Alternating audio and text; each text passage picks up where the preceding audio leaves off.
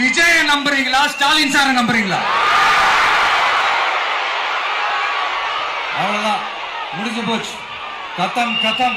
மக்களை விரும்புற விஜய் வேணுமா இல்ல மக்கள் விரோத ஆட்சி நடத்துற ஸ்டாலின் சார் வேணுமா?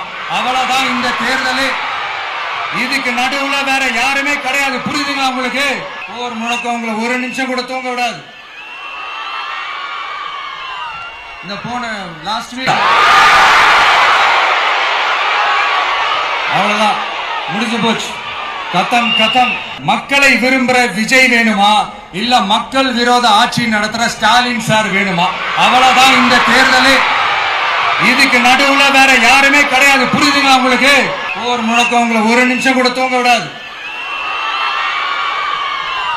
இந்த போன லாஸ்ட் வீக் இந்த டிஎன்பிஎஸ்சி இந்த எக்ஸாம்ஸ், இந்த குரூப் 2 எக்ஸாம்ஸ் அதை அனௌன்ஸ் பண்ணிட்டு உடனே அதை கேன்சல் பண்ணிட்டாங்க.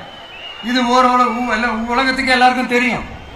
கேன்சல் பண்ணிட்டு ரொம்ப சிம்பிளா டெக்னாலஜி இதோ சம் ஃபால்ட், டெக்னிக்கல் ஃபால்ட் அப்படின்னு சொல்லி அதை கடந்து போயிட்டாங்க.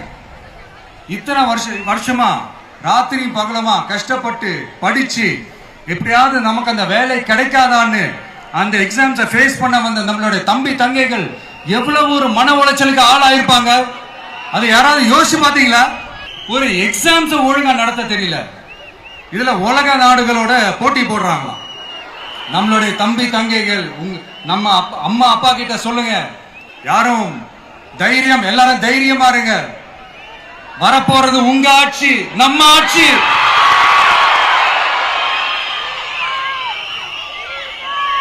அதனால இந்த மாதிரிலாம் எதுவும் நடக்காம சமூக நீதிக்கான ஒரு நல்ல ஆட்சியை அமைப்போம். இளைஞர்களின் வேலை வாய்ப்புகளை மனசுல வச்சுக்கிட்டு டிரான்ஸ்பரண்டா அதுக்கான ஒரு தீர்வை காணுவோம். நான் விக்கிரவாண்டி மாநாட்டில் பேசும்போது ஒரு பொலிட்டிக்கல் பாம் ஒன்னு சொன்ன ஞாபகம் இருக்கா? ஆட்சியிலையும் பங்கு அதிகாரத்திலையும் பங்குன்னு ஒன்னு சொன்னேன். இப்போ அந்த பொலிட்டிக்கல் பாம் எல்லா கூட்டணியிலையும் வெடிச்சுக்கிட்டு இருக்கு, தாறுமாற வெடிச்சுக்கிட்டு இருக்கு. ஸ்டாலின் சார்லாம் பதறாரு. ஆட்சி அதிகாரத்துல பங்கெல்லாம் தமிழ்நாட்டில் ஒத்து வராது அப்படின்னு சொல்றாரு. அவங்கள பொறுத்த வரைக்கும் ஜெயிக்கிறதுக்காக மட்டும்தான் கூட்டணி, மற்ற எல்லாத்துக்குமே அவங்க தனி அணி, அவங்க மட்டுமே ஒரே அணி.